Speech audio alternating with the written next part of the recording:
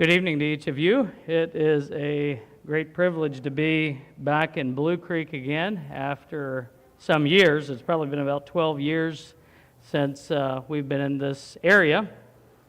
And it was here that I first ate pierogies. I'd never had pierogies before, but I had them here on this property actually when there was a leaders meeting here, and I enjoyed them, but have had them very few times since then. As Walter said, my family and I lived in Doublehead Cabbage some years back from 2009 to 2014, and our two oldest children were born here in Belize, one in Belize City and one in Spanish Lookout, and we moved back to the United States in 2014, and our family has grown a bit since then, and it's a great privilege for me to have my family able to travel along on this trip and to renew old acquaintances here in Belize. So as we sit here comfortably in this church house this evening, there are many, many people around the world that are facing a very, very different reality. There were, some months ago, I visited a children's home in India, and on the front row, maybe whoever's back there could turn out the front row of lights here if you could. Pictures might show up a little better. Thank you. There you go. That's perfect. So I visited a children's home in India, and it was a children's home operated by the church there in India that had set up a home to care for abandoned and neglected children that were left on the streets, that were neglected by their parents, maybe didn't have parents, some of them rescued from the hands of evil men and traffickers and whatnot all.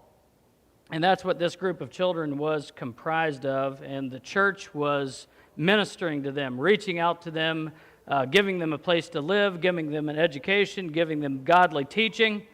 And as we sat there looking into the crowd, there was a little girl that really stood out to me as that there was something unique about this child, and it's the one that you see there with the arrow pointed to her. Her name is Laxmi, and I only found that out some months later. God only knows how old she is, but I'd like to tell you a little bit about what I found out later about how she arrived at the children's home. As we sat there looking at the crowd, you could tell that she had come from, or at least had some troubling experiences in her life. She was kind of a combination of cute and naughty. She kept rocking around and turning around, and the other children were trying to help her to behave. And I looked at her and I really wondered what her story was. What brought her to this home? What was the cause of the way she was now?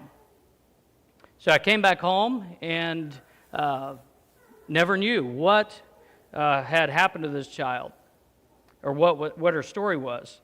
But several months later, we got a report from the field about how funds were being used from CAM through the Child Rescue Program to support this home.